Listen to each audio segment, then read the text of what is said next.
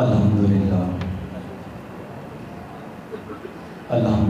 रब्बिल आलमीन वल्लाहिकतु लिल मुत्तकीन वस्सलातु वस्सलामु अला सय्यिदिल अंबिया वल मुरसलीन व अला आलिहि व स्वहबिहि अहले बैतिहि अजमईन। अम्मा बाद फ़अऊज़ु बिल्लाहि मिनश शैतानिर रजीम। बिस्मिल्लाहिर्रहमानिर्रहीम। इन्ना आतीनाकल कौसर सदक़ल्लाहुल अज़ीम। इन्नल्लाहा व मलाइकतहु युसल्लूना अलन नबी या अय्युहल्लज़ीना आमनू सल्लू अलैहि व सल्लिमू तस्लीमा। आवाज़ बुलंद करके पाक पढ़ें।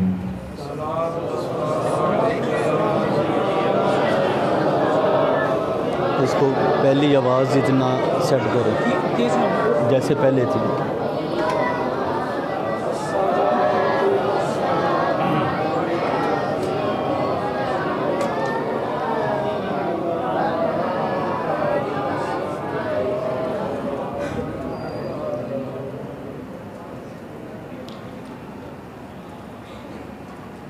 पाक है वो ज़ात जिसके कब्ज़े कुदरत में हमारी जान है। पाक है उसके महबूब की ज़ात जिसका जिक्र करने के लिए आज हम अल्लाह के पाक घर में हाजिर हैं। उसी की अनायत, उसी का करम, उसी का फजल जो खालिक है, मालिक है, दाता है, सखी है और सखियों का भी सखी है, जो देकर गीला नहीं करता, जताता नहीं है, बगैर मांगे अता किए जा रहे, किए जा रहे, किए जा रहे। और ये भी नहीं फरमाता कि जितना रिज़्क़ तुझे दे रहा हूँ, जितनी इज़्ज़त तुझे दे रहा हूँ, उसका कोई दुनिया में हिसाब होगा। पूछा मौला ये जो तू अता कर रहा है इसका हिसाब कब लेगा? फरमाया क्योंकि तू मेरा नैब है, जब हिसाब लूँगा तो सबसे झुक कर लूँगा। किसी के सामने तेरा हिसाब नहीं होगा। वो ऐसा रहीम है कि उस जैसा रहमत करने वाला कोई भी नहीं है। ऐसा करीम है, उसके करम जितना किसी का करम हो नहीं सकता। सिर्फ शर्त एक ही है, शर्त एक ही है कि जब तू दाखिल हो मेरे दरवाज़े पे, तेरे पास वसीला मुस्तफ़ा हो और उस वसीले के साथ मुझसे कुछ मांग। आज की ये अजीम व शान महफिल जिस मोहब्बत से मस्ते गौसिया में सजाई गई, बिलखसूस अल्लामा मुफ्ती कासम मोहम्मद कासम साहब, इनकी खुसूसी दावत पे आस्ताने फरीद की बारगाह से ये गुलाम आपकी खिदमत में हाजिर है। और बिलखसूस जितने भी नन्हे नन्हे फूल जिनकी आज दस्तार बंदी होनी है और उनके सरों पे वो ताज सजाया जाना है जो इस कायनात में सबसे अजीम दस्तार है, उन फूलों को आस्ताने फरीद की तरफ से दिल की अता गहराइयों से मुबारकबाद। और तमाम हाज़रीन महफिल और बिलखसूस हमारी बहनें और जितने भी मशाइख यहाँ पे तशरीफ़ फरमाए हैं और बिलखसूस हमारे उलमाए हक़ या तशरीफ़ फरमाए, सबकी खिदमत में अस्सलाम वालेकुम। ये फैसलाबाद की सरजमीन आशिकों से भरी हुई है। इसका सानी दूसरे शहरों में कभी नहीं हो सकता। और कमाल की बात है, बड़े बड़े बुजुर्गान दीन आए और मैं समझता हूँ कि इस शहर से ज़रूर गुज़रे होंगे, क्योंकि जहाँ अल्लाह वाले गुज़र जाते हैं वहीं आशिक पैदा होते हैं। ये निस्बत का कमाल है कि पिछले 1.5 से 2 माह में हमने बेशुमार महफिलें फैसलाबाद में ही की हैं। और ये फैसलाबाद मोहब्बतों से भरा हुआ, प्यार बांटने वाला शहर है और इसकी हालत बहुत ज़्यादा खस्ता भी है। लेकिन वो किसी ने खूब कहा ना, हीरे भी वहीं मिलते हैं जहाँ कोयले की कान होती है। तो बात मैं आपकी खिदमत में अर्ज़ कर रहा था कि वो वसीला मुस्तफ़ा अहमद मुस्तफ़ा, उनके वसीले के बगैर इंसान का वजूद नहीं है।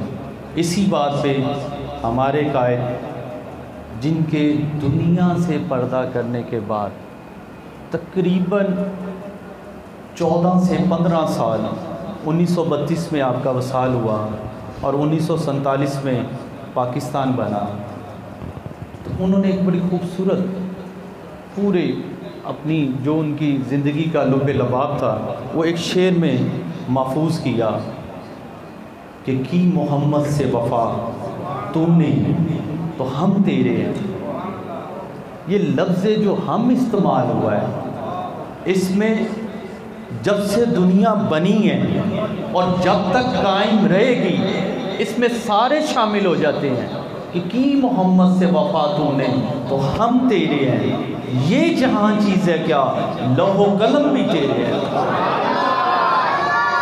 कि पता ये चला कि उन्होंने अपनी मसाल नहीं दी, हम में उन सब को शामिल किया जो इश्क़ मुस्तफ़ा रखते हैं, कि सारे उस हम में शामिल हो गए।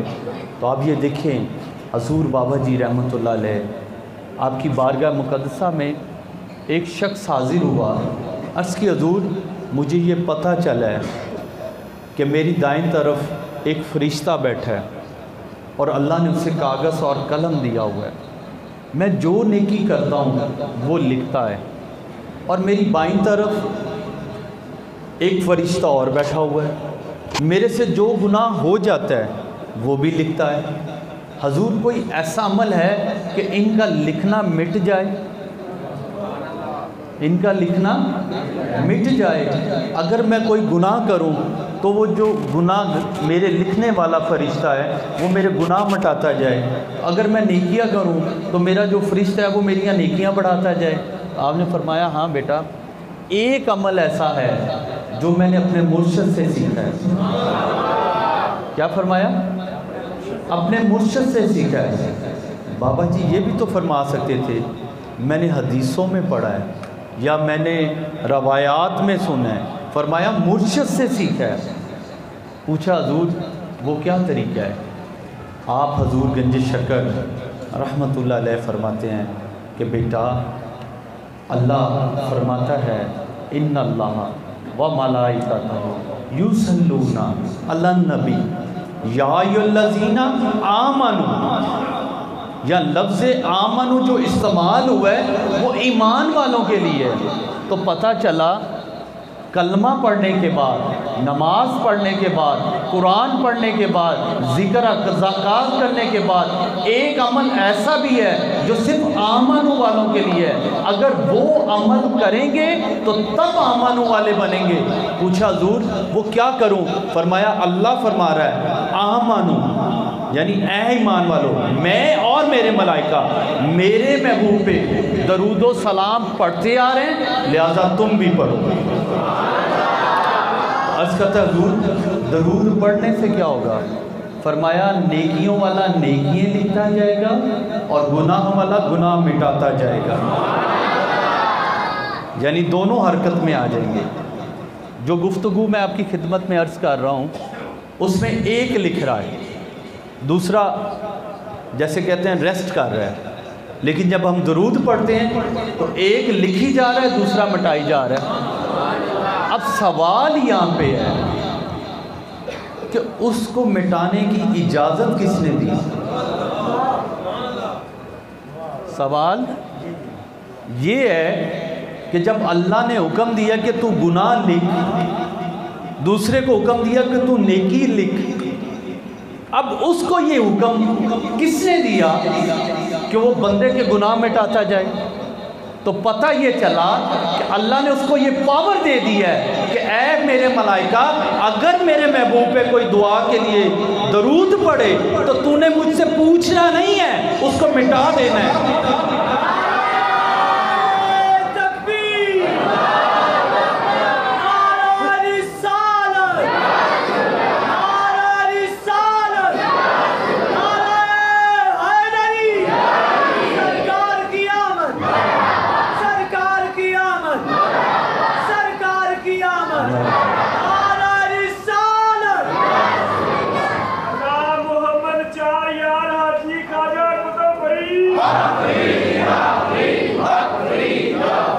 यानी पता ये चला कि अल्लाह ने उसे इजाज़त दी है कि ऐ मेरे मलाइका, जब कोई शख्स मेरे महबूब पे दरूद पढ़े, मेरा हुक्म सुनकर तूने मुझसे नहीं पूछना, उसके गुनाह मिटा देने हैं। यानी ये फरिश्ते को इजाज़त है।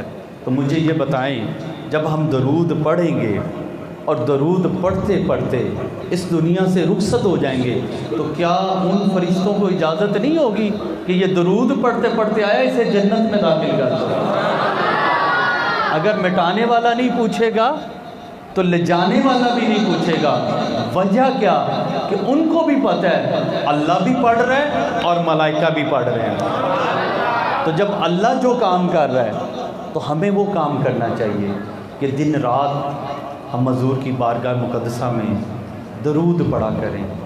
और दरूद एक ऐसा अमल है कि जितना भी आप पढ़ सकें, बाकी भी इबादत करें, रियाज़त करें, सब करें, लेकिन दरूद के मुकाबले में आपकी इबादत और रियाज़त इस कदर होनी चाहिए कि जैसे आटे में नमक। आपकी सारी इबादत आटे में नमक की तरह होनी चाहिए और दरूद का दुरानिया आटे की तरह होना चाहिए कि कसरत से दरूद और कम इबादत। क्यों? कि अल्लाह कर रहा है, जो अमल अल्लाह कर रहा है आप वो अमल कर कर अल्लाह के साथ शरीक हो जाए, उसके साथ उस महफिल में शरीक हो जाए।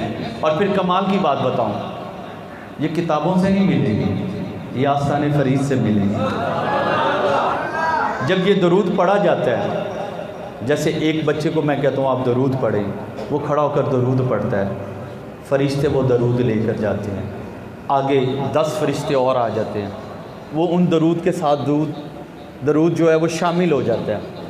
किसी ने 2 दफ़ा पढ़ा, किसी ने 10 दफ़ा पढ़ा, किसी वो शामिल होता होता जब हजूर की बारगाह में अल्लाह के तवस्सुल से पेश किया जाता है, फिर वहाँ तादाद बताई जाती है कि एक दिन में आपकी उम्मत ने अरबों दफ़ा आप पे दरूद पढ़ा। फिर वहाँ नाम नहीं लिया जाता कि जी बिलाल ने लाहौर से 1 दफ़ा दरूद पढ़ा है, नहीं, वो लिस्ट बयान की जाती है। क्या बयान की जाती है? लिस्ट बयान की जाती है। क्या लिस्ट बयान की जाती है? ये नहीं की जाती कि इसने इतना पढ़ा, नहीं, वहाँ बताया जाता है उस्मान बिन मदूद मसूद, इसने दरूद भेजा है। रज़वान बिनते, इनके वालिद साहब का नाम, इसने दरूद भेजा है। साथ मोहल्ला बताया जाता है, साथ नस्ब बताया जाता है, साथ शिजरा बताया जाता है, माँ बाप हर चीज़ बताई जाती है। सिर्फ साथ ये बताया जाता है कि हजूर इनने दरूद भेजा है। अब वो दरूद की तादाद अरबों में है। जब वो सब का नाम आता है तो सबको सवाब अरबों में मिलता है।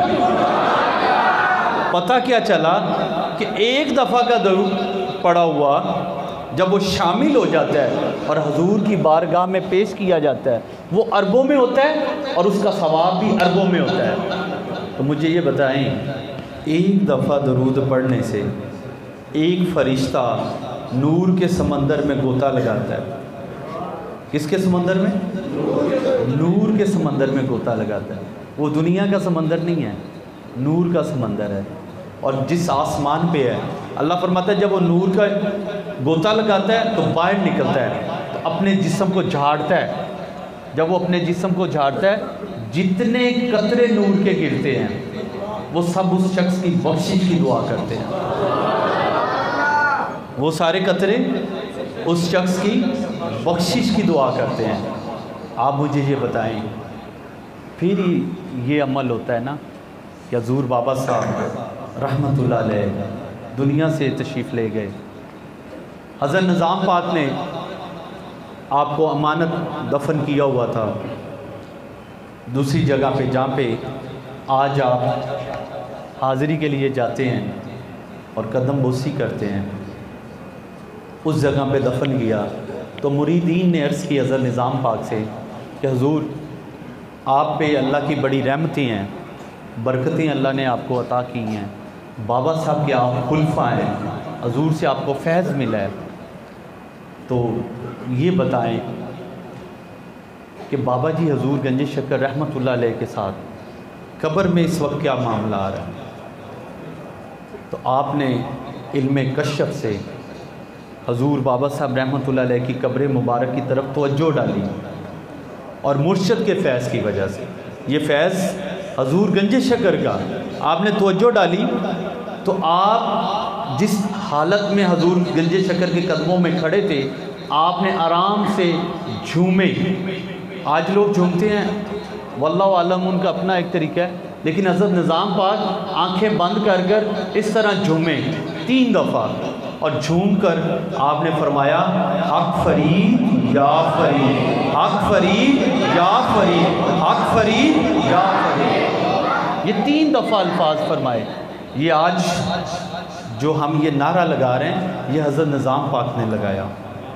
और फिर देखें, मुरीदों ने अर्ज़ की हजूर ये क्या मामला हुआ कि आपने रक्स किया और 3 दफ़ा हजूर बाबा साहब के लिए हक और या का लफ्ज़ इस्तेमाल किया। हक मैंने सच्चे और या मैंने हाज़र, तो ये क्या अमल हुआ हजूर, हमें भी इससे आशना करें। तो हज़रत निज़ामुद्दीन औलिया महबूब इलाही रहमतुल्लाह अलैह आप फरमाती हैं कि मुनकर नकीर आए और बाबा जी को उठाकर बैठाया, लेटे हुए थे कब्र मुबारक में, बैठाया, और मुनकर नकीर ने फरमाया, कहा बाबा जी से मुखातिब हुए कि बता मन रब्बू का।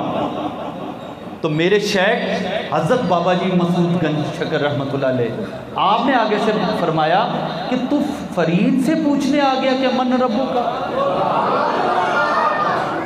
तू फरीद से पूछ रहा है कि मन रब्बू का, जिसने अपनी सारी ज़िंदगी में लोगों को ये बताया कि उनका रब कौन है। आज तू उससे पूछने आ गया कि तेरा रब कौन है। इससे बेहतर ये है तू रब से पूछ फरीद कौन है। तो ये अमल तब पैदा होता है जब दरूद पढ़ा जाता है, दरूद की बरकतें हासिल होती हैं, दरूद से फैज़ मिलता है। हम लोग समझते हैं कि शायद ये फैज़ कोई ऐसा अमल है कि पीर हवा में परवाज़ कर रहा हो। जैसे किसी ने मुझे सवाल पूछा कि हज़रत मैंने सुना है कि हज़रत निज़ाम पाक जो है वो निज़ामा डाकू थे, तो बाबा जी की गोदड़ी चोरी की तो आप वली बन गए। मैं क्या खुदा के बंदे, ये तुझे जाहिलाना गुफ्तगू किसने सिखा दी कि हज़रत निज़ामुद्दीन औलिया महबूब इलाही के लिए तो ये अल्फाज इस्तेमाल कर रहे हैं। पता क्या चला कि जिनके पास वो बैठता था वो लोग ही गुस्ताख हैं, और अलहदा डिक्शनरियों से पढ़कर वो बुजुर्गान दीन के ख़िलाफ़ साजिशें कर रहे हैं। मैंने उससे बताया कि बेटा मैं तुझे बता देता हूँ कि हज़रत निज़ामुद्दीन औलिया हैं कौन। आप का नाम मुबारक जो वालदा की निस्बत से रखा गया वो शाह मोहम्मद बदाई है। क्या नाम है आपका? नाम मुबारक शाह मोहम्मद है। यूपी का, इंडिया में यूपी का एक कस्बा है जिसका नाम बदाइयाँ है, वहाँ से आप बिलोंग करते थे, तो इसीलिए आपको शाह मोहम्मद बदाई कहा जाता था। आपके वालिद मोहतरम शाह अहमद बदाई आपके वालिद मोहतरम शाह अहमद बदाई रहमतुल्लाह अलैह, आप नजीबुत्तुरफ़ैन सैयद हैं और आप हज़रत ख्वाजा उस्मान हरूनी रज़ी अल्लाह ताला अन्हु के मुरीद हैं। हज़रत ख्वाजा उस्मान हरूनी रज़ी अल्लाह ताला अन्हु के मुरीद हैं आपके वालिद मोहतरम, और आज भी यूपी के गाँव बदायूं में आपका मज़ार मौजूद है। और उनके चश्मो चिराग हज़रत शाह मोहम्मद बदाई जो बाबा जी की बारगाह में आए और वहाँ से फैज़ मिला, नजीबुत्तुरफ़ैन सैयद होने के बावजूद आस्ताने फ़रीद का फैज़ मिला और निज़ामुद्दीन औलिया महबूब इलाही बन गए। और फिर कमाल की बात इसमें एक और है जो मैंने पढ़ा, उसमें ज़िक्र मिला तारीख़ की गवाहियों के मुताबिक कि आप हज़रत ख्वाजा उस्मान हरूनी के मुरीद होने के साथ साथ हज़रत ख्वाजा मोइनुद्दीन चिश्ती अजमेरी रहमतुल्लाह अलैह के फर्स्ट कज़न भी हैं। किन के कज़न हैं? हज़रत ख्वाजा मोइनुद्दीन चिश्ती अजमेरी रहमतुल्लाह अलैह। और आप बचपन में कोई 10, 11 या 12 साल की उम्र में आपकी पहली दफ़ा मुलाकात हजूर गंज शकर से शहर बदायूं में हुई। फिर आपने हुक्म दिया कि इल्म हासिल करो, सैर व सियाहत करो और फिर मेरे पास पाकपतन आना। उस टाइम खित्ताए ज़मीन पे पाकपतन कोई नहीं था, उस टाइम पाकपतन कोई नहीं था। बाबा जी तो गए ही नहीं थे पाकपतन, वो अजूदन था और अजूदन में बाबा जी उस ज़माने में गए ही नहीं, लेकिन आपने हुक्म दिया कि मेरे पास पाकपतन आना। तो ये देखे हज़रत निज़ाम पाक ने इल्म हासिल किया, मुफ्ती बने, मुख्तलिफ़ किताबें लिखी, तरबियत हासिल करने के बाद कई साल बाद जब पाकपतन का वजूद हुआ बाबा जी के पास आप तशरीफ़ लाए तो हजूर गंज शकर रहमतुल्लाह अलैह को इंतज़ार था। मोबाइल नहीं था उस दौर में, लेकिन इंतज़ार था कि आज शाह मोहम्मद आ रहा है। पीर ऐसा होता है जो मुरीद का इंतज़ार कर रहा है, और फिर मुरीद भी ऐसा होता है जो शाह मोहम्मद बदाई रहमतुल्लाह अलैह आप इंतज़ार में थे कि आज वो आफ्ताब आ रहा है जिसको पकड़ना भी है और उसको झंझोड़ना भी है। आप तो पहले बैठे थे, शिकार आ रहा था और शिकारी इंतज़ार कर रहा था। आज हम देखते हैं ना, कोई भी किसी चीज़ का शिकार करने जाएं तो शिकारी हर चीज़ का इंतज़ाम कर जाता है, अपने रहने का, बैठने का, उसके सारा इंतज़ाम कर। आपने किताबें नाफा खोली और पढ़ना शुरू कर दिया।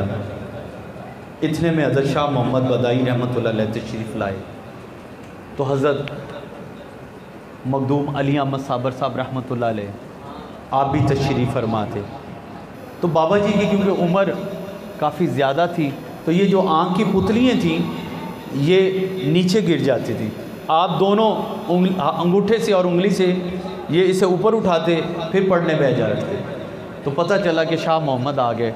तो पहले तो किताब हाथ में थी, जब पता चला कि आ गया है तो आपने पढ़ना शुरू कर दिया। इतनी देर में हज़रत शाह मोहम्मद आपके उजरा पाक में, जो अभी जहाँ आपका मज़ार मुबारक है, यहाँ पे तशरीफ़ फरमा थे, दाखिल हुए तो आपने चेहरे की तरफ देखा तो जिस ख्याल में आप बैठे थे सेम वैसा पाया। पता चला आलम दीन भी है, मुफ्ती भी है, हाफ़िज़ कुरान भी है, कारी कुरान भी है, फ़क्र का भी मालिक है, यानी फ़कीरी भी थी पास, लेकिन नाज था। क्या था? नाज था। उस नाज को ही तो मिटाना था। तो जब चेहरे की तरफ नज़र पड़ी आपने नीचे देखा, पढ़ना शुरू कर दिया। एक दफ़ा आपने ऐसे उंगली से और थंब से जो है पुतलियों को उठाया, पढ़ा, फिर पुतलियाँ नीचे गिर गईं, फिर आपने उठाया 3 दफ़ा। तो हज़रत आज के दौर की बात बता रहा हूँ कि मुरीद बड़े जल्दी में काली करते हैं। मुर्शद बैठा हो ना कोई सवाल पेश कर देते हैं, मूड का नहीं देखते। तो हज़रत निज़ाम पाक ने अर्ज़ की, हज़ूर अगर आप इजाज़त दें। क्या अर्ज़ की? अगर आप इजाज़त दें, बाबा जी को अर्ज़ की, कि हजूर अगर आप इजाज़त दें तो मैं पढ़ूँ। बाबा जी तो पहले इस बात पे थे कि किसी तरीके ये फंसे थे, हाथ में आए, ये जो शहबाज की परवाज़ है ये हाथ में आए, पकड़ में आए। तो फरमाया अच्छा फरीद ना पढ़े मैं पढ़े, अच्छा फरीद ना पढ़े मैं पढ़े, अच्छा फरीद ना पढ़े मैं पढ़े। 3 दफ़ा आपने हुक्म दिया। हज़रत निज़ाम पाक के कपड़े फट गए, दस्तार उड़ गई, मजजूबियत की हालत में चले गए। 7 साल अजूदन की गलियों में ये अल्फाज दोहराते, मैं ना पढ़े फरीद पढ़े, मैं ना पढ़े फरीद पढ़े। जो भी मिलता उसको फरमाते मैं ना पढ़े फरीद पढ़े। दाढ़ी गल्द आलूद, बाल गर्द आलूद, कपड़े फटे हुए, 7 साल मजजूबियत की हालत में रहे और आस्थाने फरीद पे बैठे रहते। ना दीन का पता ना दुनिया का पता, किसी और ही दुनिया में पहुँचे हुए। तो बाबा जी हजूर गंजी शक्कर रहमतुल्लाह अलैह को आज मुरीद कहते हैं कि पीर के हाथ में अभी बैत करें, घंटे में खिलाफत लें, दूसरे घंटे खुद पीर बन जाएं और तीसरे घंटे मुरीद करना शुरू कर दें। बाबा साहब फरमाते हैं वेग फरीदा फ़कीरी दूर है, उच्ची लम्बी खजूर है, चढ़ गया ते प्रेम रस है, डिग पिया ते चकना चूर है। कि फ़कीरी के तलक में, उसकी चाहत में बहुत मुश्किल है, बहुत मुश्किल वक्त है। 7 साल के बाद हज़रत निज़ाम पाक के लिए हज़रत मखदूम पाक ने सिफारिश फरमाई। अर्ज़ की हजूर सैयद ज़ादा है, लोग अब बातें करते हैं कि बाबा जी के पास ऐसा जादू है कि बंदे को मजूब बना देते हैं। तो हजूर मेहरबानी फरमाएँ माफ़ी दे दें। आपने फरमाया बुला कर लाओ। मुरीद गए, हज़रत मखदूम पाक फरमाते हैं हम जब हज़रत निज़ाम पाक को हमने देखा तो कपड़ों का हाल देखा, दाढ़ी मुबारक का हाल देखा, बालों का हाल देखा, गर्द से भरे हुए। आपको लाए तो हजूर गंज शक्कर की बारगाह में पेश किया और पूछा हाँ निज़ाम बता, मैं पढ़े या फरीद पढ़े? तो हज़रत निज़ाम पाक ने अर्ज़ की हजूर मैं ना पढ़े फरीद पढ़े। ये लफ्ज़ मैं को तो ही मिटाना था। मुझे ये बताएं, ये 7 सालों में दौरा हदीस पढ़ाते, नाफा की किताबें पढ़ाते, दर्स निज़ामी पढ़ाते, पता क्या चला कि बारगाह फरीद में और बारगाह औलिया में सिर्फ अदबी फैज़ है। आप फरमाते हैं कि मैंने 36 साल मुरीदों को अदब सिखाया है, जो मैंने अपने मुर्शद की बारगाह से सीखा था। लेकिन मुझे दुख रहा, काश 36 साल अदब सिखाया, 4 साल इल्म दिया, काश ऐसा होता कि मैं 36 के 36 साल अदब सिखाता। कि पता ये चला बुजुर्गान दीन की बारगाह में फैज़ जो मिलता है वो मुकाम अदब से मिलता है। इसीलिए किसी ने खूब कहा बादब बानसी, बेअदब बेनसी। और ये अदब आपकी माँ बाप से शुरू होता है, आपके बहन भाइयों से शुरू होता है, अजीज़ व क़रब से शुरू होता है, अपने रिश्तेदारों से शुरू होता है, अहले मोहल्ला से शुरू होता है, फिर फ़कीरों की बारगाह मिलती है। ये मुकाम अदब ही है। हज़रत निज़ाम पाक को जब सीने से लगाया तो फिर वो आंखें भी रोशन हो गई जिसकी तलब में वो आए थे। तो बैठे बैठे एक दिन हजूर गंज शक्कर रहमतुल्लाह अलैह ने फरमाया शाह मोहम्मद निज़ामुद्दीन औलिया जब बने तो फरमाया निज़ामुद्दीन जब मुरीद हुए तो निज़ामुद्दीन बने, जब ये फैज़ मिला तो आपको निज़ामुद्दीन का ख़त्म दी लक़ब दिया। फरमाया निज़ामुद्दीन बता, आज पूछ बता मुझे कि मैं आज तुझे महबूब बनाऊं या आशिक बनाऊं। आज तेरे पे छोड़ दिया है कि तेरी मंजिल में आशिक बनना है या महबूब बनना है। हज़रत निज़ाम पाक ने अर्ज़ की हजूर अगर आप इजाज़त दें तो मैं अम्मा जी हजूर से पूछूं। फरमाया हाँ ठीक है जाओ पूछो। आप दौड़े वहाँ से, साथ ही टकी पे ही आपकी वालदा हजूर का घर था। तो वालदा हजूर की खिदमत में जा रहे हैं तो रास्ते में एक मजदूर बैठे हुए हैं। उन्होंने फरमाया निज़ाम इधर आ, मैं तुझे बताता हूँ कि आशिक बनना है या महबूब बनना है। आपने अर्ज़ की हजूर अगर आप इजाज़त दे दें तो मैं अपनी वालदा हजूर से पूछ लूँ। आपने कहा ठीक है पूछ। आप वहाँ से दौड़े, इतनी स्पीड में दौड़े कि जल्द से जल्द वालदा के पास पहुँच जाऊँ। जैसे ही आपने दरवाज़े को हाथ लगाने के लिए हाथ आगे बढ़ाया तो अम्मा जी ने दरवाज़ा खोल दिया। फरमाया निज़ाम रुक जा, वो जो मजलूम बैठे थे ना उनसे पूछ कि आशिक बनना है या महबूब बनना है।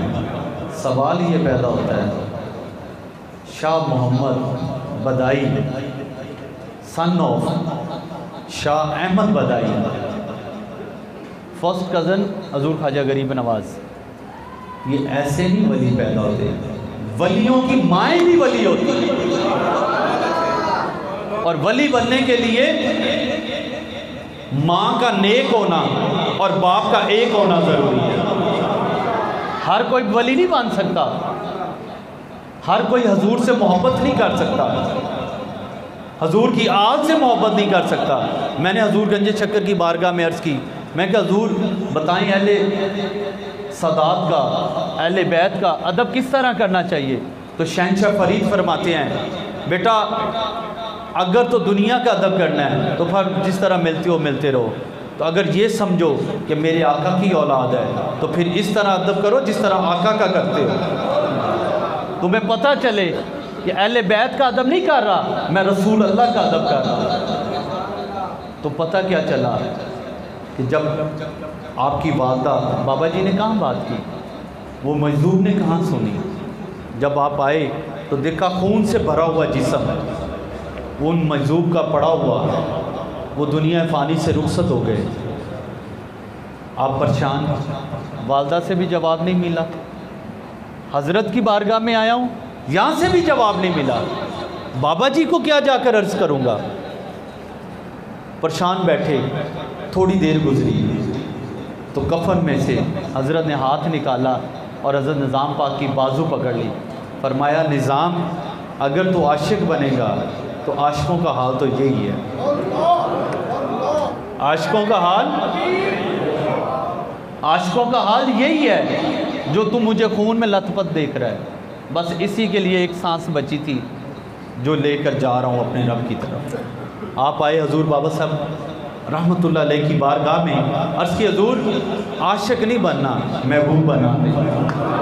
फरमाया जा तू महबूब इलाही है, निज़ामुद्दीन औलिया महबूब इलाही बना दिया। ये बारगाह फरीद है और ये बारगाह फरीद बनती कहाँ से है, मुर्शिद के फैज़ से।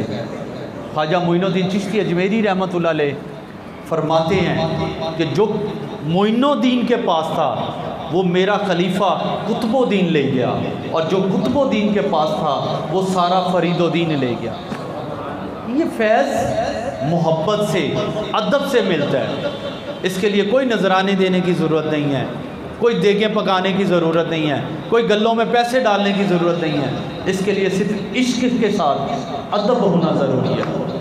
कैस सहरा से गुज़रा जा रहा था, एक अरबी नमाज़ पढ़ रहे थे तो कैस आगे से गुज़रा, तो उन्होंने नमाज जल्दी जल्दी मुकम्मल की तो उसे पकड़ कर मारा, क्या तू अंधा हो गया कि मैं नमाज़ पढ़ रहा हूँ और तू मेरे आगे से गुज़र गया, तेरी वजह से नापाक कपड़ों की वजह से मेरी नमाज ज़ाया हो गई। तो उसने कहा क्या तेरी मोहब्बत है कि मैं एक औरत के इश्क में पागल हूँ तो मुझे मेरे वजूद का नहीं पता, तू अपने रब के इश्क में खड़ा है, तुझे ये पता कि मैं गुज़र गया। तो आशिक जो होते हैं फिर उनका तो हाल ये होता है। तो मेरे भाइयों हमने हजूर से इश्क करना है, और वो इश्क नारा नहीं है, वो इश्क नारा नहीं है, वो इश्क नमाज है, वो इश्क सजदा है।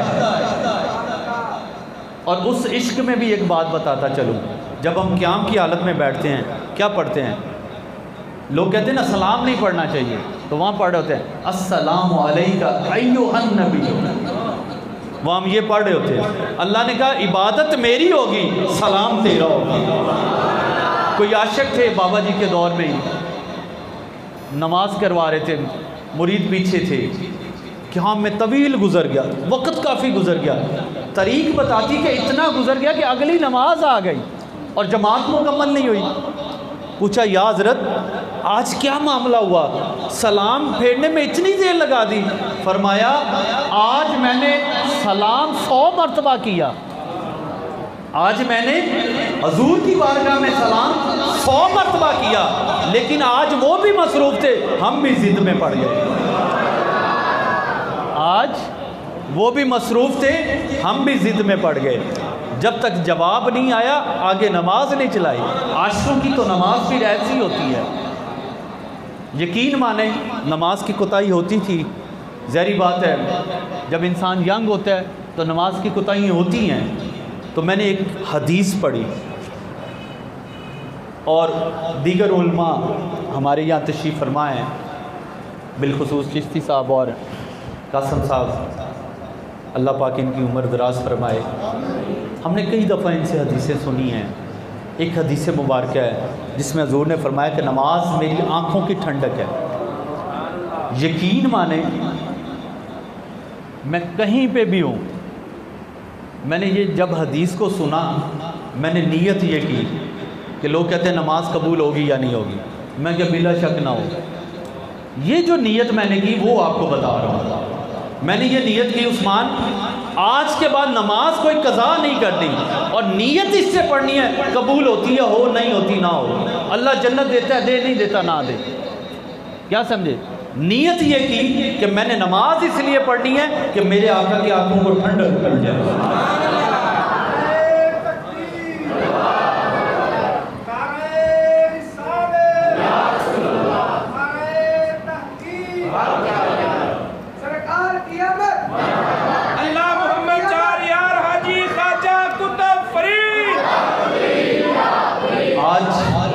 हम ऐद कर जाएं कि 5 वक्त की नमाज पढ़ेंगे और इस नीयत से पढ़ेंगे कि हमारे आका के आंखों को ठंडक मिले।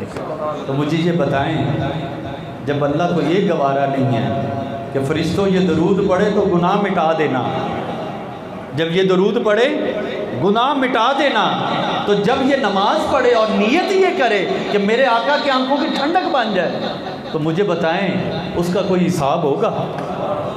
उसके लिए तो जन्नत इंतज़ार करेगी कि ये उस आका को ठंडक पहुँचा रहा था जिसकी वजह से इससे ठंडक मिलनी है।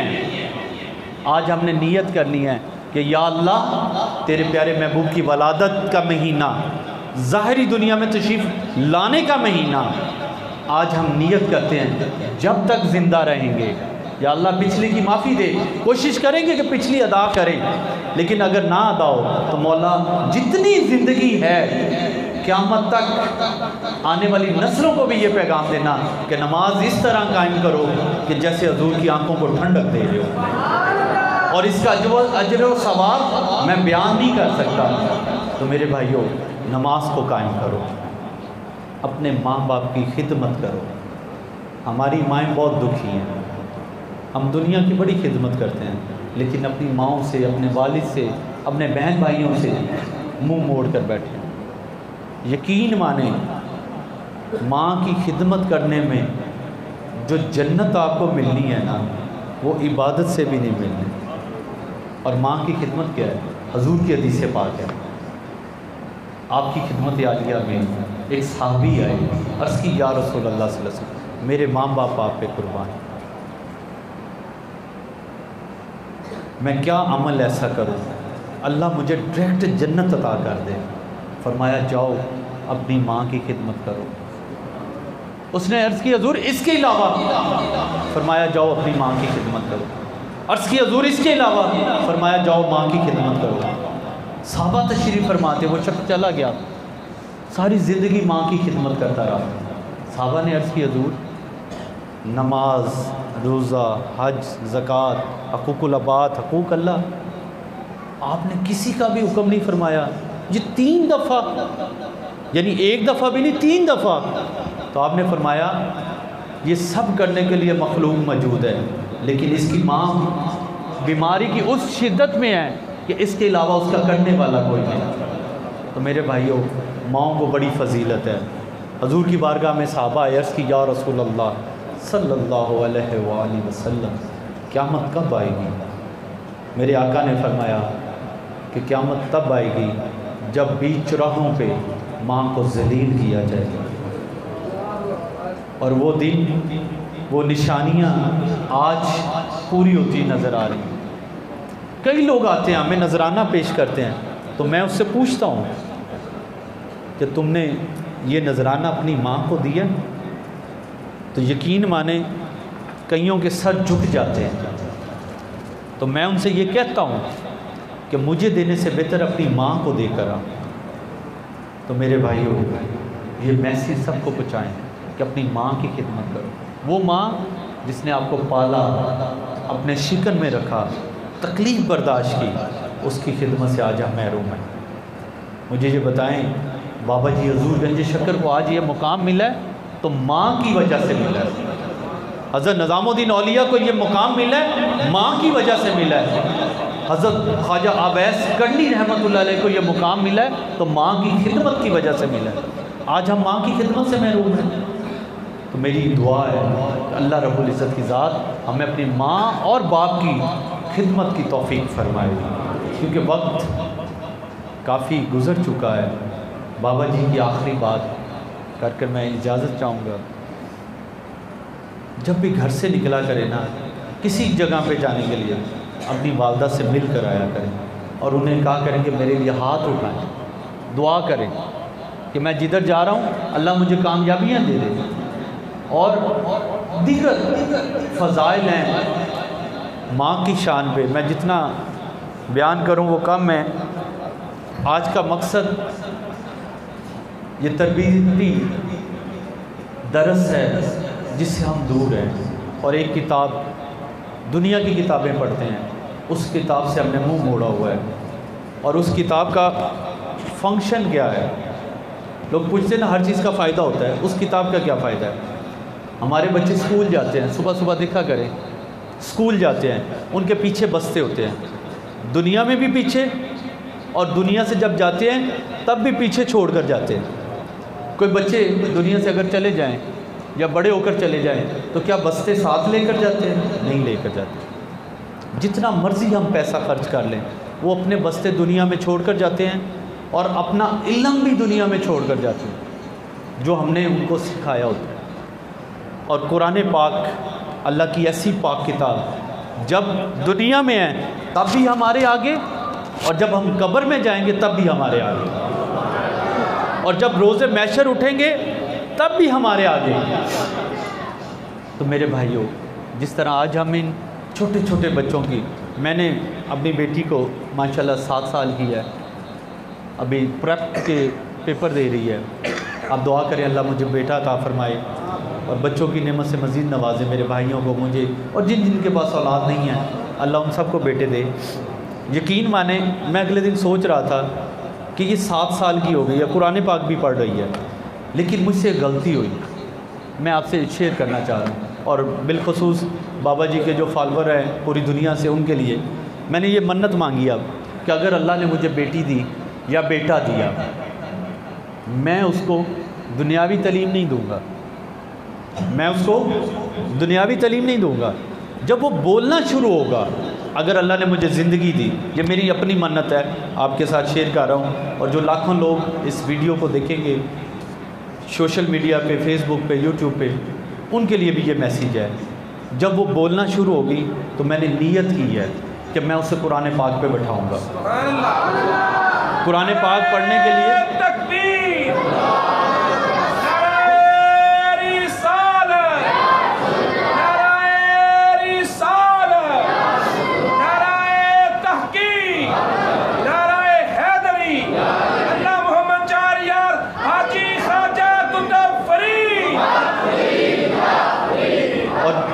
बिलखसूस मेरे इतने सोर्सेस हैं बाबा जी की करम नवाजी से, मैं कोशिश करूँगा कि इस मौजूदा असम्बली में ये बिल भी पास हो कि जब बच्चे पैदा होते हैं 3 साल के हो जाते हैं या 2.5 साल के हो जाते हैं, हम उन्हें उठाते हैं स्कूल में डाल देते हैं, उन्हें पढ़ना ही नहीं आता। ऐसा एक माहौल बनाया जाए कि हम अपने बच्चों को सबसे पहले कुरान पढ़ाएँ। जब वो कुरान पाक कंप्लीट कर लें हिफ्ज़ कर ले या कुरान पाक पढ़ ले, उसके बाद उसको स्कूल में दाखिल किया जाए। मेरा दिल है, ये मेरी अपनी मन्नत है, लेकिन यहाँ बैठे बैठे मशवरा एक जो है ज़हन में बात आ गई कि ये आइन में होना चाहिए, क्योंकि जब बच्चा बोलना शुरू होता है ना, तो उससे जब कुरान का बैठाएंगे पढ़ने के लिए, कुरान पाक पढ़ने के लिए उसको सिखाएंगे, जब वो 8 साल का हो जाएगा, यानी 3 से 5 सालों में वो कुरान बेहतरीन तरीके से पढ़ना सीख जाएगा। और फिर क़यामत तक उसके मरने के बाद भी अगर कोई उसे कब्र में उठाएगा ना, तब भी वो कुरान ही सुनाएगा। सुभान अल्लाह। जिस तरह हम लोग उर्दू बोलते हैं, पंजाबी बोलते हैं, ये हमने किसी से सीखी नहीं है, ये हमारी मादरी ज़ुबान है। तो जब कुरान बच्चा स्टार्टिंग में जब इब्तदा करेगा और कुरान पढ़ेगा, यकीन माने सारी ज़िंदगी उसका हाफ़ज़ा कमज़ोर नहीं होगा। जो आयत, जो लफ्ज़, अब जो चीज़ें हमने बचपन में पढ़ी थी वो आज तक हमें याद है, और जो अब पढ़ते हैं वो भूल जाते हैं। हज़ारों हदीसें पढ़ी हैं लेकिन भूल जाते हैं। उसकी वजह क्या है कि जो बचपन में आपने पढ़ा छोटी उम्र में, वो मरते दम तक आपको नहीं भूलता। आज भी जिन्होंने, हम में जितने भी अब आप बैठे हैं, बचपन में जिन्होंने कुरान पाक को पढ़ा, उन्हें वो आयतें, वो सिपारे, वो तर्जमे, और यहाँ तक देखें कि जो आयतें मैंने अपनी बात कर रहा हूँ कि मैंने बचपन में पढ़ी, मुझे उनके अगर कोई तिलावत कर रहा हो तो मुझे उसका मैनी भी समझ आ रहा होता है कि ये क्या पढ़ रहा है। तो ये कुरान पाक की बरकत है। मैंने ये मन्नत मांगी कि अल्लाह ने बेटा दिया या बेटी दी तो सबसे पहले उसे कुरान कंप्लीट कराया जाएगा, उसके बाद उसको स्कूल भेजा जाएगा। और हम सबको भी यही चाहिए कि हम उस किताब से अपने बच्चों का रिश्ता मजबूत रखें। जब ये रिश्ता मजबूत हो जाएगा, यकीन माने जब वो हाथ उठाकर हमारी कब्रों पे दुआएं करेंगे तो इंशाअल्लाह अल्लाह फिर फरमाएगा कि इस बंदे को माफ़ कर दो, इसकी औलाद ने आज इसके लिए पढ़ा है। मैंने ये प्रैक्टिकल अपनी आँखों से मस्जिद नबी में देखा। एक अरबी आया, 3 बेटे उसके साथ थे, रज़वान साहब भी साथ थे, उसने सोटियों से मारा बेटियों को। तीनों बच्चों को, रमज़ान शीत था, सोटियों से मार कर पढ़ाया। 2 घंटे तक हम वहीं रहे मस्जिद नबी में, क्योंकि असर का वक्त गुजर चुका था, रोज़ा अफ्तार होने वाला था। पहले उन्होंने, उस शख्स ने हमने समझा पता नहीं ये शायद या पढ़ाने वाला कोई है, तीनों बच्चों को उसने पढ़ाया और सोटियाँ भी मारी मस्जिद नबी में, और उनसे सबक सुना, नया सबक दिया। उसमें एक बच्चा हिफ्ज़ भी कर रहा था। उसके बाद उन्होंने कुरान पाक को बंद किया, रख दिया, दस्तरखान लगाया अफ्तारी का। तो अब हमें तो इतनी अरबी नहीं आती थी कि उससे सवाल पूछते कि ये तीनों, लेकिन हमने जज कर लिया कि ये तीनों इसके बेटे हैं, और उसने खुद बैठ कर पढ़ाया। लेकिन अफसोस है कि आज हम अपने बच्चों को खुद नहीं पढ़ाते। उलमा को लगाएं, वहाँ तरबियत होनी चाहिए, लेकिन कोई ना कोई एक आयत, एक सूरत, चंद चीज़ें जो हैं अपनी औलाद को आप खुद समझाएं, ताकि सारी ज़िंदगी वो अमल करते रहे और सवाब आपको मिलता रहे। तो मैंने इस चीज़ को बंदे नज़र रखते हुए अपनी बेटी को खुद वज़ू करना सिखाया, ताकि सारी ज़िंदगी वो वज़ू करे। किसी टाइम मैं थका हुआ हूँ तो वो मुझे कहती है, बाबा आए वज़ू करें, नमाज आपने नहीं पढ़ी, हम इकट्ठे नमाज़ पढ़ते हैं। तो मैं सोचता हूँ कि अभी तेरे पे तो नमाज फ़र्ज़ ही नहीं हुई, ये 6 माह पहले की बात बता रहा हूँ। तो लेकिन उसको शौक़ लग गया कि मैंने नमाज़ पढ़ना है। जब आप नमाज़ पढ़ेंगे तो आपकी औलाद को भी शौक़ लगेगा कि वो भी नमाज़ पढ़े। जब आप कुरान पढ़ेंगे, आपकी औलाद को शौक़ पैदा होगा कि हम कुरान पढ़ें। तो मेरे भाइयों, ये विरासत है, 1442 साल में हम तक पहुंची है, इससे आगे हमने कन्वर्ट करना है। लेकिन आज सारी रात हम सोशल मीडिया पे बैठे रहते हैं, बच्चों की तरफ तवज्जो नहीं है, बीवियों की तरफ तवज्जो नहीं है। हजूर फरमाते हैं, बीवी जो होती है अपने शौहर का लिबास होती है, और सोचे हमने उस लिबास के साथ आज क्या सलूक किया होगा। तो मेरे भाइयों, आज अहद कर जाएं कि हम नमाज की पाबंदी करेंगे, कुरान पाक की तलावत करेंगे, अपने माँ बाप की खिदमत करेंगे, अपने बच्चों को दीन इस्लाम की तरबियत दिलवाएंगे और कुरान पाक का हाफिज़ बनाएंगे। और ये जो ताज आज इन बच्चों के सर पे साज रहा है, ये कोई आम दस्तार नहीं है। ज़ाहिरी तौर पे तो कपड़े की आपको नज़र आएगी कि हम बांध रहे हैं, ये वो ताज है जो अर्श मोहल्ला पे क़यामत वाले दिन इनके वालिदैन पे सजेगा जिन बच्चों ने हिफ्ज़ किया है। और ये ऐसा ताज होगा, हर आदमी रश्क करेगा, काश हमने ने अपनी औलादों को कुरान की तरबियत दी होती, हाफिज़ बनाया होता, आज वो हमारी भी शफाअत करते और ये ताज भी हमारे सरों पे सजता। तो मेरे भाइयों, अभी वक्त है, नियत करें कि हम अपने बच्चों को कुरान का तालिब इल्म बनाएंगे। ठीक है, दुनियावी तालीम भी देनी चाहिए, लेकिन कुरान दुनिया में भी काम करेगा और आखिरत में भी काम करेगा। ये आज का हमारा मौजू था और ये बुजुर्गान दीन से मोहब्बत का इज़हार है। हजूर से मोहब्बत भी यही है कि हमने दीन की पैरवी करनी है, दीन के अहकामात की पैरवी करनी है। और बिलखसूस आज फ्रांस के बारे में मैं ये कहना चाहता हूँ कि जो मर्ज़ी हो जाए, जितनी देर हम खामोश हैं, हमारी खामोशी को हमारी कमज़ोरी ना समझें।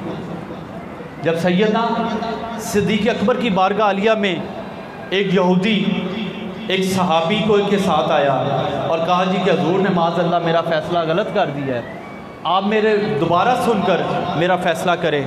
तो सैयदना सिद्दीक़ अकबर ने यहूदी को मौका दिया, फिर उस मुसलमान को मौका दिया। आपने सारी गुफ्तगू सुनने के बाद फ़ैसला यहूदी के हक़ में कर दिया। वो मुसलमान उस यहूदी को कहा, नहीं, ये भी फ़ैसला ठीक नहीं हुआ। हम सैयदना सिद्दीक़ अकबर की बारगाह से वो निकले और हज़रत उमर फ़ारूक की बारगाह में पहुंच गए। जब वहाँ पहुँचे तो उस यहूदी ने कहा कि या हज़रत, पहले आपके नबी की बारगाह में गए, फिर सैयदना सिद्दीक़ अकबर की बारगाह में गए, अब ये शख्स आपके पास लेकर आया है, तो आप मुझे सुन लें और मेरा फ़ैसला फरमा दें। आपने फरमाया, किधर से आ रहे हो? मैंने कहा, बारगाह मुस्तफ़ा से आ रहे हैं। फिर बारगाह सिद्दीक़ अकबर से आ रहे हैं, अब आपके पास आएँ, आप मेरा फ़ैसला कर दें, ये उस यहूदी ने कहा। तो सैयदना हज़रत उमर फ़ारूक रज़ी अल्लाह ताला ने जब ये बात सुनी, तो आपने फरमाया, जो उमर फ़ैसला करेगा उस पर यकीन होगा। वो मुसलमान क्योंकि आपको जानता था, कहता उमर अदल का पैकर हैं और वलायत हैं, आपकी वलायत ही इंसाफ पे है, तो आप ही मेरा फ़ैसला करें। फरमाया, फिर सोच ले। अर्ज़ करता, हुज़ूर आप ही फ़ैसला करें। 3 दफ़ा पूछा। आप अंदर गए, तलवार उठा कर लाए, एक ही बार में उस मुसलमान का सर कलम कर दिया। फरमाया, जो मेरे रसूल के फ़ैसले को ना माने उसका रहने के लिए हक़ ही नहीं।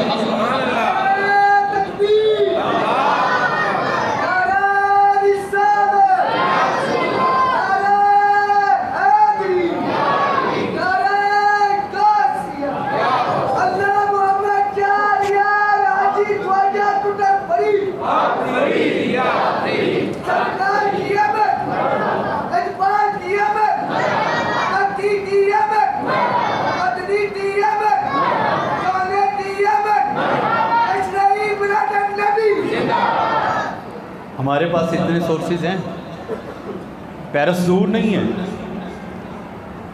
अगर ये हजूर के आशिक निकल आए तो फिर पेरिस भी नहीं रहेगा। सोचेंगे लोग कि पेरिस कोई था दुनिया में मुल्क। और मैं बिलखसूस अपने मुसलमान भाइयों से ये अर्ज़ करना चाहूँगा कि हजूर की ज़ात पे कोई कंप्रोमाइज़ ना हो, चाहे वो पेरिस में रहते हैं। हमसे फ्रांस, पेरिस का कैपिटल है, फ्रांस में जो मुसलमान रहते हैं उनके लिए रसाई आसान है, हमारी पाकिस्तानी अवाम के लिए मुश्किल है। मैं पूछता हूँ, सवाल करता हूँ, वो दुनिया की बेहतरीन एजेंसी ISI आज किधर सो गई है जो हजूर की नामूस पे पैरा ना दे सके?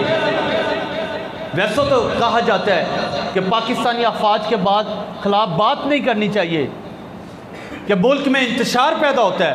तो आज पाकिस्तानी अफवाज इस बात को सुनने के लिए बैठी है कि तुम ग़ज़वा हिंद लड़ने के लिए तैयार हो और पाकिस्तानी अवाम को मुख्तलिफ वाय से ये लेक्चर दिलवाती हो कि पाकिस्तानी अफवाज दुनिया में वाहिद अफवाज है जो ग़ज़वा हिंद लड़ेगी। तो आज ग़ज़वा हिंद तो अभी दूर है, जो ग़ज़वा फ्रांस शुरू हुआ है जहाँ पे गुस्ताखी हो रही है, हजूर की शान में गुस्ताखी हो रही है, उस फ्रांस के लिए पाकिस्तानी अफवाज की खामोश बैठी है। अगर आप कुछ नहीं कर सकते तो फिर हमें भेजें, हम बताते हैं कि क्या कर सकते हैं। हमारी जान, हमारा माल, हमारी औलाद सब हजूर पे कुर्बान है। ये 1000 दफ़ा पाकिस्तान बने तो हुजूर की नलैन पाक से वार दिया जाए।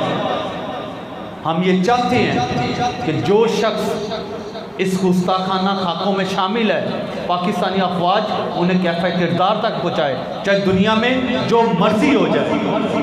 अगर ये दुनिया बची हुई है, अगर ये पाकिस्तान कोरोना से बचा हुआ है तो हुजूर के जिक्र की वजह से बचा हुआ है। नहीं तो अमेरिका जाकर देखें, बंद हुआ पड़ा है, ये यूरोप सारा बंद हुआ पड़ा है। मैंने कहा देखें, अगर मुसलमान नहीं कुछ कर सके तो वो रब बड़ा गैरत वाला है।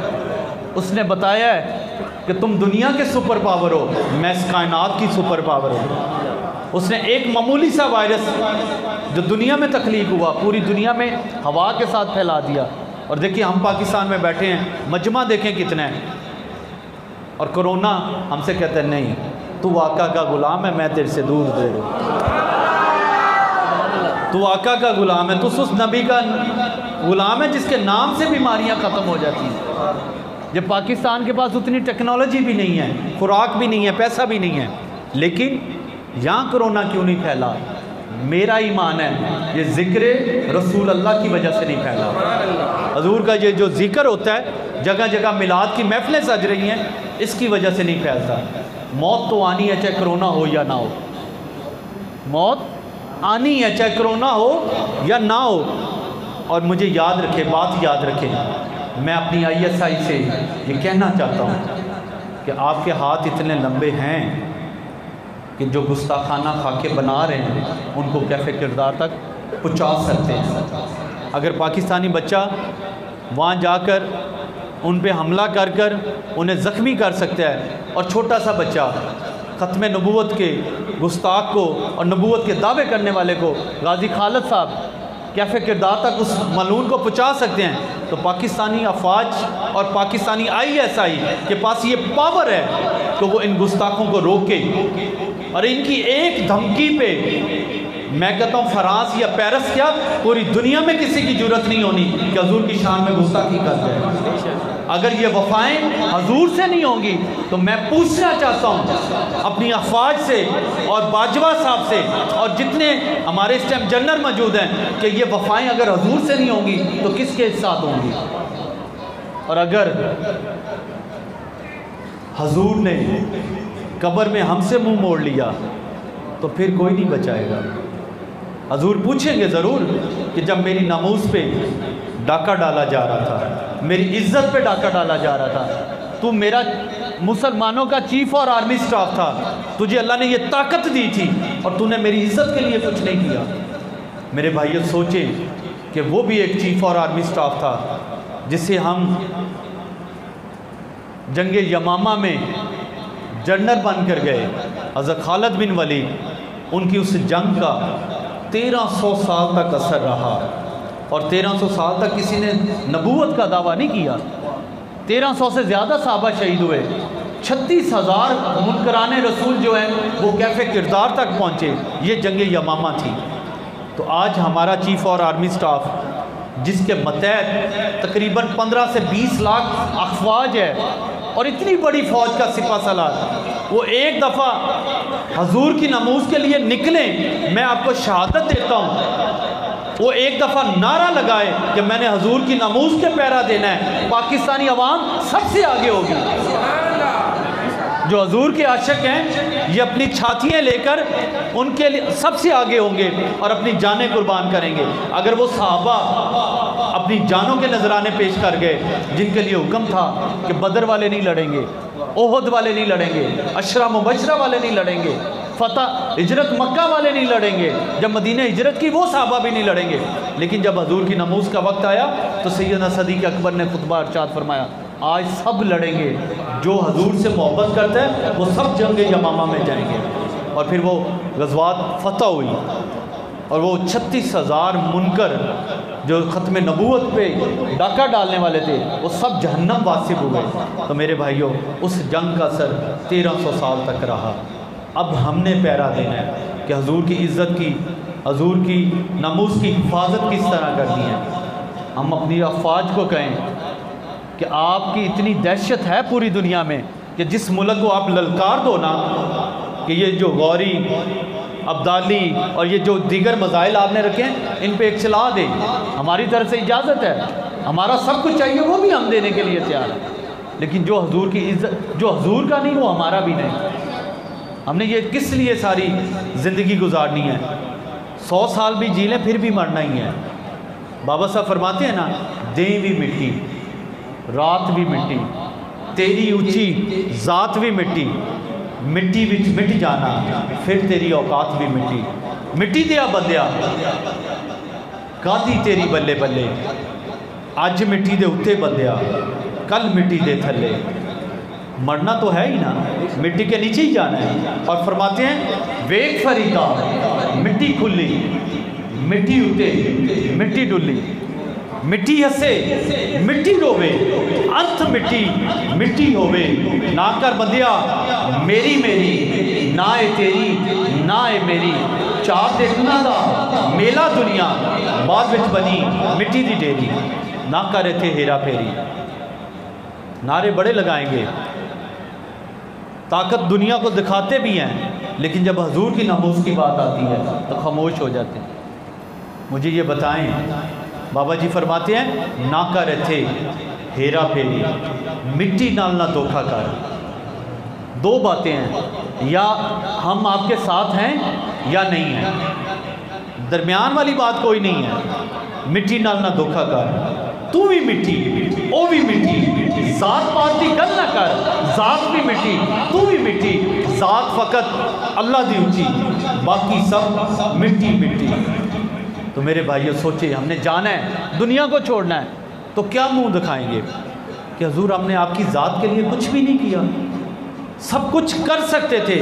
अगर हम आज ये कोशिश करेंगे कि हमने हुजूर की नामूस पे पहरा देना है, इसका ये मतलब नहीं है कि जुलूस निकाल दें, हमारे अपने ही अमराज जो हैं वो तोड़ फोड़ कर दें, लोगों को ज़ख्मी कर दें। नहीं, हुकूमत पे इतना प्रेशर डालें कि ये हुकूमत उस हुकूमत का मुंह बंद करे।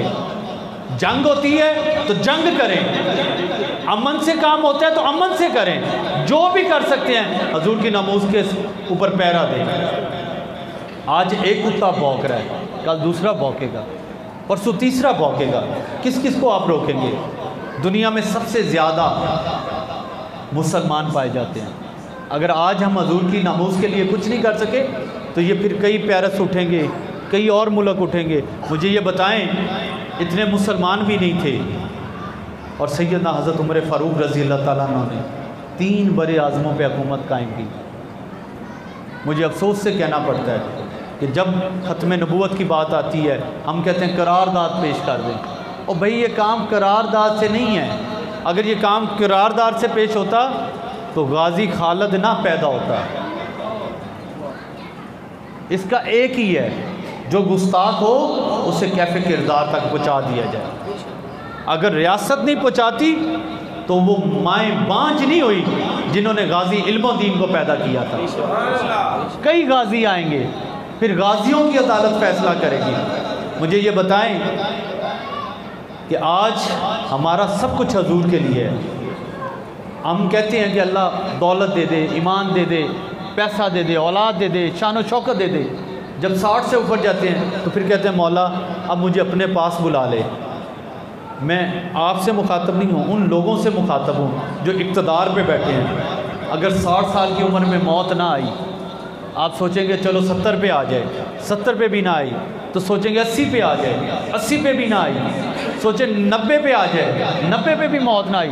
वक्त गुजरता गया, ज़िंदगी बढ़ती गई, जिस्म अपाइज होता गया, पता चला कि 130 साल का हो गया लेकिन मौत नहीं आ रही। तो पूछा मौला क्यों नहीं मौत दे रहा? फरमाया तू साहब इक़्तिदार था, तूने मेरे महबूब की इज़्ज़त के लिए कुछ नहीं किया, अब तू उससे मांग, उससे मौत मांग जो तुझे दे सकता हो, मैंने नहीं तुझे मौत देनी। अगर इस जिस्म को मौत ना आई, जवानी है तो ज़िंदगी की दुआ है, बुढ़ापा अजियत में जा रहा है तो मौत की दुआ है। तो मौत ना आई तो कायनात में कोई है ऐसा जो आपको मौत दे सके? फिर 100 गोलियां खाने के बाद भी बंदा मरेगा नहीं, जिंदा लाश पड़कर बनकर पड़ा रहेगा, मौत नहीं आएगी। कोई ज़िंदा दफन भी कर देगा तो 100 साल बाद निकालेगा तब भी ज़िंदा रहेगा, क्योंकि मौत उस बारगाह इलाही में है। जिसमें हजूर की नमूज़ का वादा है। और हमने क्या करना है, हमने अपनी औलाद को समझाना है कि बेटा किसी के पीछे नहीं लगना, हजूर की नमूज़ पे कंप्रोमाइज़ नहीं करना। मेरे भाइयों, यही दौलत है, यही ईमान है। अगर ये विरासत दे गए ना, यकीन माने आपकी बख्शिश पक्की है। इसलिए बाबा साहब फरमाते हैं, वेग फरीदा उठ फरीदा सुतिया मेला देखन जा, कोई मिल जाए बख्शा तू भी बख्शा जा। जहाँ तवक्कल की ज़रूरत हो वहाँ तवक्कल इस्तेमाल करें, जहाँ ताकत की ज़रूरत हो वहाँ ताकत इस्तेमाल करें। अल्लाह हम सब पे बुज़ुर्गान दीन के फैज़ को जारी और सारी फरमाए और इन बातों पे अमल की तौफीक दे कि हमने हजूर से सच्ची मोहब्बत अपनी औलाद के समेत, अपनी जान के समेत, अपने माल के समेत, दुनिया की हर चीज़ से ज़्यादा करनी है, फिर हमारा ईमान मुकम्मल होता है। वरना कोई फ़ायदा नहीं है। ज़िंदगी तो गुज़र जानी है, सोना भी है, खाना भी है, सारी ज़िंदगी गुज़र जानी है, लेकिन ज़िंदगी का वो एक लम्हा, मैंने जैसे किबला ने फरमाया कि मैं बाबा हमीदुद्दीन सियालवी रहमतुल्लाह अलैह के जनाजे पे भी हाज़िर था। यकीन माने लाखों मुरीद थे। पीर नसीरुद्दीन साहब के भी जनाजे पे लाखों मुरीद थे, लेकिन यकीन माने जितना बड़ा जनाजा मैंने उस मर्द कलंदर का देखा, गाज़ी मुमताज़ हुसैन शहीद रहमतुल्लाह अलैह का। हमारे मुल्क में तो इतनी मुनाफ़क़त हो गई है कि उस शहीद को लोग शहीद कहने के लिए तैयार नहीं है। इतना बड़ा जनाजा मैंने ज़िंदगी में नहीं देखा कि इतनी मखलूक उस जनाजे में शरीक हुए। और उस जनाजे की बरकत क्या थी, एक पत्ता भी नहीं टूटा। अगर वो फ्लड इस्लामाबाद की तरफ चला जाता तो ये हुकूमत नहीं बदलती, पूरा इस्लामाबाद ही बदल जाता। लेकिन उस जनाजे की बरकत देखें, उन्होंने कहा हम अमन वाले हैं, हजूर की नमूज़ पे जान दी है, अपनों की नहीं लेनी, उनकी लेनी है जिन्होंने गुस्ताखियाँ की हैं। और उसके बाद दूसरे नंबर पे मैंने जो जनाजा देखा वो बाबा हमीदुद्दीन सियालवी रहमतुल्लाह अलैह का था। इतनी मखलूक थी कि बयान करना मुश्किल है कि 12 किलोमीटर हमने 39 किलोमीटर सफ़र सुबह 6 बजे से शुरू किया और 1:30 बजे हम पहुँचे, 2 बजे पहुँचे। और 2 बजे पहुँचने के बाद भी हम दरबार शरीफ से कोई 5 किलोमीटर दूर थे और हम आगे नहीं जा सके। और जब मैं दरबार शरीफ पे पहुँचा तो हज़रत को दफन किया जा रहा था। तो आप ये देखें, जनाजा तो पीछे ही हमने पढ़ा, लेकिन दफन किया जा रहा था। और फिर वापसी का सफ़र वो 39 किलोमीटर का हमने अगले दिन फजर तक किया। मुझे बताएं, जो गाड़ियाँ चलाते हैं, गाड़ी भी अच्छी हो, पावर वाली गाड़ी हो, और 39 किलोमीटर का सफ़र कितनी देर में सफ़र तय होना चाहिए? 20 मिनट में, 15 मिनट में, 10 मिनट में। बहुत ज़्यादा करें तो 1 घंटे में, 1 घंटे में जाना और 1 घंटे में आना, 2-3 घंटे वहाँ क़याम करना। हमारे 24 घंटे गुजर गए, लेकिन वो रश ख़त्म नहीं हुआ। पता क्या चला, उन्होंने सारी ज़िंदगी अल्लाह और उसके रसूल की मोहब्बत बयान की। एक शख्स बाबा जी की बारगाह में आखिरी बात अर्ज़ कर इजाज़त चाहता हूँ, क्योंकि हमारा सफ़र अभी ख़त्म नहीं हुआ, बड़ा तवील है। यहाँ से लाहौर और लाहौर से कराची और कराची से फिर लाहौर, फिर आपके पास फैसलाबाद, ये अभी सफ़र चलता रहेगा। मैं समझता हूँ कि मेरी नीयत थी कि मेरे बाबा जी हुजूर ने जो तबलीग का अमल जारी रखा, मैं और मेरी नस्लें भी इस अमल को जारी और सारी रखें। लेकिन अर्ज़ की हुजूर, पढ़ा हुआ इल्म तो हर कोई बयान करता है, जो आपकी अता से बयान हो जाए, जो आपकी अता से मिल जाए। वो एक वाक़या है ना बाबा जी का, एक बच्चा, उसकी शादी हुई तो अपनी बीवी के पास किया रात को, तो बीवी हाफ़िज़ कुरान थी।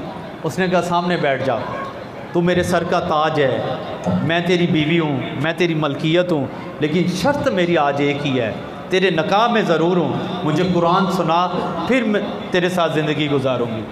सुन्नत का अमल मुकम्मल हो गया, लेकिन आज मुझे तू पहले कुरान सुना। अब बंदा था माल मवेशी चलाने वाला, माँ बाप ने शादी कर दी, बीवी हाफ़िज़ कुरान थी, सारी रात परेशान होकर गुजरी। सुबह बाप को बताया कि अब्बा सारी ज़िंदगी तूने खेती बाड़ी पे लगाया, माल मवेशी पे लगाया, काश तो मुझे कुरान पढ़ना सिखाता। सारा वाक़या उसने बयान किया। बाप ने कहा ये कौन सा मसला है, आओ मैं तुझे कुरान याद करवा देता हूँ। उस दौर में अल्लामा साहब के पास, मुफ्ती साहब के पास ले गया, क्या मेरे बच्चे को कुरान याद करवा दें, इसकी बीवी हाफ़िज़ कुरान है, वो इसकी बात नहीं मानती, इसको भी कुरान कुछ ना कुछ पढ़ना आ जाए। 3 माह गुजर गए।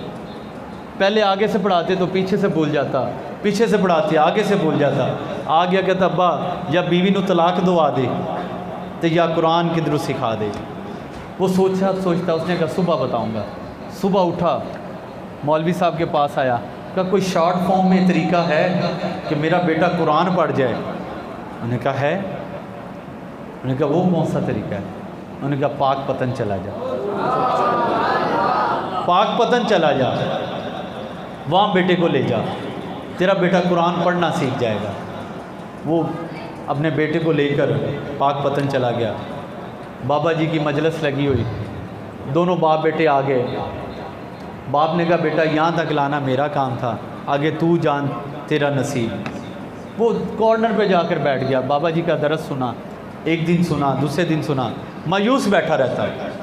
अब महबूब बीवी थी, उसका शर्त थी कि कुरान सुनाएगा तो फिर ज़िंदगी तेरे साथ गुजरेगी। बाबा जी की नज़र पड़ी तो आपने मजलिस के बाद बुलाया, बेटा इधर आ, क्यों परेशान बैठा है, क्या वजह है? अर्ज़ करता है हुज़ूर शादी हो गई है, बीवी पसंद से है, माँ बाप ने शादी कर दिया, उसकी शर्त ये है कि कुरान पहले सीख कर आ, फिर ज़िंदगी तेरे साथ गुजारूंगी। तो हुज़ूर मेहरबानी फ़रमाएँ, कुरान पढ़ता हूँ भूल जाता हूँ, सारी ज़िंदगी भेड़ें बकरियाँ चलाई हैं, वाई की है, कुरान याद ही नहीं होता। फरमाया बेटा फजर मेरे पीछे पड़ी, फजर मेरे पीछे पड़ी, लेकिन खड़ा दाएं हाथ की तरफ हुई। वो सारी रात जागता रहा, सोया नहीं कि फजर कज़ा ना हो जाए। हजूर बाबा साहब मौज में थे, आपने इमामत करवाई, वो दाईं तरफ आकर सफ में खड़ा हो गया। जब आप क़याम में गए, सलाम फेरा, अस्सलामु अलैकुम व रहमतुल्लाह, हुक्म रब्बी ऐसा नाज़िल हुआ, जो दाईं तरफ थे वो सारे हाफ़िज़ कुरान हो गए। जब आपने बायां सलाम फेरा, जितने बाईं तरफ थे वो सारे नाजरे वाले हो गए।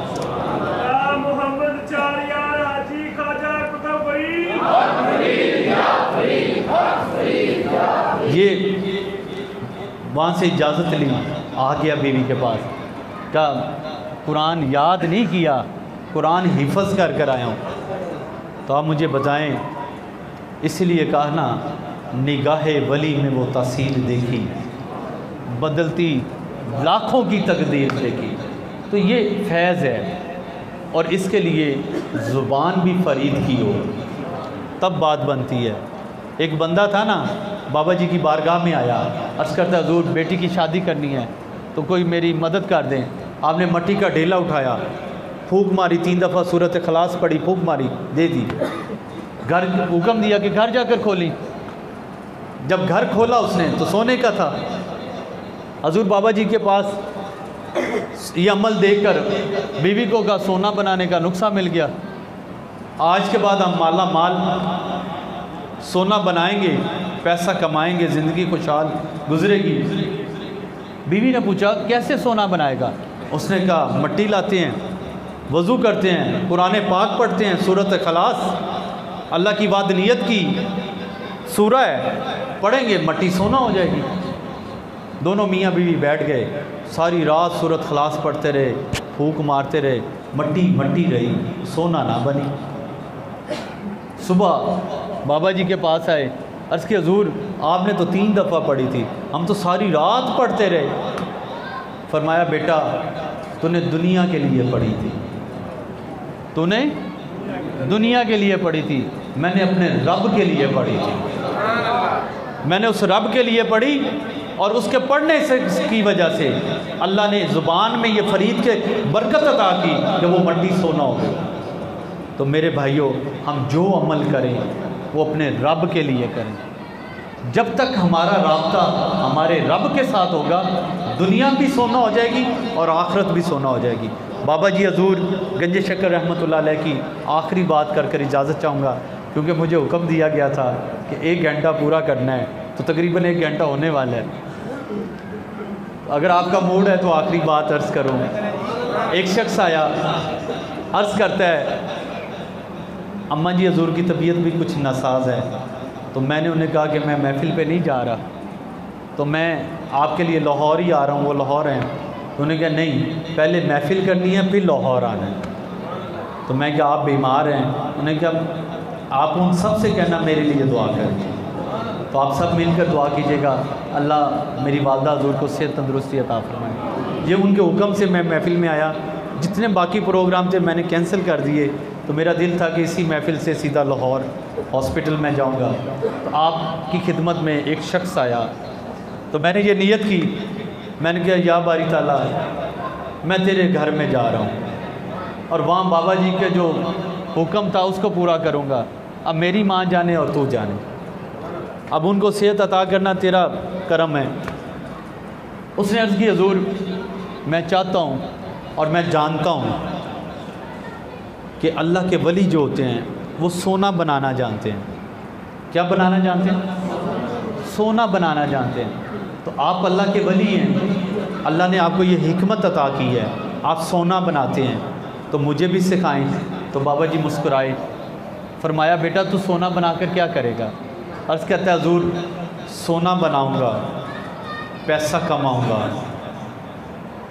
ज़मीनें जदातें ख़रीदूँगा, उसके बाद शादी करूँगा, अल्लाह बच्चे अता करेगा, फिर कारोबार करूँगा और ज़िंदगी सुकून से गुजारूँगा। किससे गुजारूँगा? सुकून से गुजारूँगा। तो बाबा जी मुस्कुराए, फरमाया बेटा इसका मतलब है कि तुझे सोने की ज़रूरत नहीं है, तुझे सुकून की ज़रूरत है। अगर ये सब कुछ तेरे पास हुआ, सब कुछ तेरे पास हुआ और सुकून ना हुआ तो फिर क्या करेगा? असल तेरा मिशन तो सुकून से ज़िंदगी गुजारना है। तो इससे बेहतर नहीं है कि तू इतना वक्त करे, तो मैं तुझे सुकून का नुस्खा बता दूं। अब तेरी मर्जी है कि तूने सोना बनाना है या सुकून का नुस्खा बता दूं। सोच में पड़ गया, सोचते सोचते कहता है कि हाँ हजूर बात तो ठीक है कि सब कुछ हुआ जैसे हमारे पास आज है, लेकिन क्या नहीं है? सुकून नहीं है। अर्ज़ करता है हजूर अगर सब कुछ हुआ तो सुकून ना हुआ तो ज़िंदगी तो मुहाल हो जाएगी, अजाब बन जाएगी। अगर सब कुछ भी ना हुआ और सुकून हुआ तो ज़िंदगी दुनिया में जन्नत बन जाएगी। तो आपसे अर्ज़ करने लगा हजूर ठीक है सुकून का नुस्खा बताएं। फरमाया बेटा जिस दिन में अल्लाह और उसके रसूल का जिक्र नहीं होता उस दिन में सुकून भी नहीं होता। यानी दिल में सुकून के लिए अल्लाह और उसके रसूल का जिक्र किया करें और मोहब्बत से किया करें, अदब से किया करें और इसी तरह किया करें जैसे आटे में नमक होता है कि आपका अमल नमक जितना हो और आपका अदब आटे जितना हो, फिर फैज़ मिलता है। हमने आज इस मिलाद की महफ़िल पे और इन बच्चों की दस्तारबंदी की तवस्सुल से जो महफ़िल सजाई गई हजूर की वलादत के मौका पे, इस महफ़िल की बरकतें अल्लाह हम सबको नसीब फरमाए और हमें अपने वालिदैन का और हजूर का बाअदब बना दे। यही ज़िंदगी का मकसद है। आप सब मेरे लिए दुआ कीजिएगा, मैं आपके लिए दुआ करूँगा। बाबा साहब फरमाते हैं उठ फरीदा सुतिया दुनिया बेखन जा, कोई मिल जाए बख्शा तू भी बख्शा जा, व मा लेना इल्लल्लाह।